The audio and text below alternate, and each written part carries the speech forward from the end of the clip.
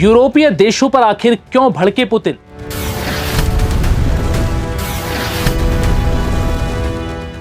यूरोपीय नेताओं को क्यों कहा सुअर के बच्चे? अब नाटो ने पुतिन को क्या धमकी दी? क्या ये युद्ध अब और विनाशकारी होगा? नमस्कार, मैं हूं विवेक पाल और नवभारत टाइम्स पर आपका बहुत बहुत स्वागत है। दूसरे विश्व युद्ध के बाद यूरोप के सबसे बड़े सैन्य संकट के रूप में उभरा रूस यूक्रेन का युद्ध अब दुनिया भर के देशों के लिए बड़ी चिंता बन चुका है।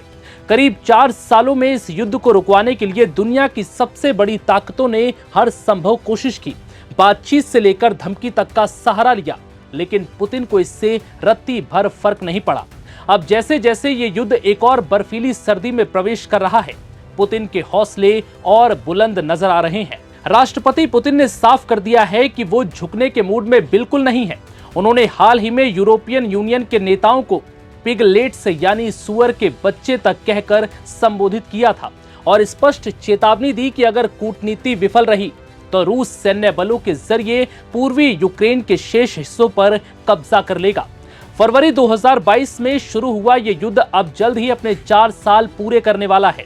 हजारों लोगों की जान लेने वाले इस संघर्ष ने न केवल रूस पर अंतर्राष्ट्रीय प्रतिबंधों का पहाड़ लाद दिया, बल्कि रूसी समाज के भीतर भी अभिव्यक्ति की आजादी पर सोवियत युग जैसी पाबंदियां लगा दी गई।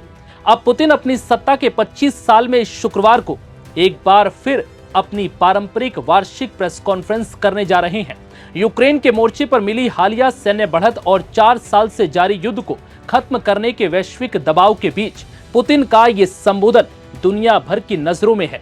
ये प्रेस कॉन्फ्रेंस ऐसे समय में हो रही है जब अमेरिका में राष्ट्रपति डोनाल्ड ट्रंप की ओर से शांति समझौते का दबाव बढ़ रहा है। यूरोपीय देशों को डर है कि ट्रंप यूक्रेन को सरेंडर करने पर मजबूर कर सकते हैं। वहीं रूस वर्तमान में बातचीत के लिए बेहतर स्थिति में है और युद्ध विराम से पहले एक स्थायी समझौता चाहता है। हालांकि शांति समझौते के बीच भी कई बार यूक्रेन पर हमला किया जा चुका है, जिसका नतीजा ये हुआ कि अब नाटो देश लगातार पुतिन को चेतावनी दे रहे हैं। इस बीच अब नाटो के महासचिव मार्क रूट ने रूस को सख्त चेतावनी देते हुए बड़ी धमकी दे डाली। मार्क रूट ने कहा कि पुतिन को ये पता होना चाहिए कि शांति समझौते के बाद अगर उन्होंने यूक्रेन पर दोबारा हमला करने की कोशिश की तो इसका परिणाम विनाशकारी होगा और यही कारण है कि हम इन सुरक्षा गारंटी को सुनिश्चित करना चाहते हैं।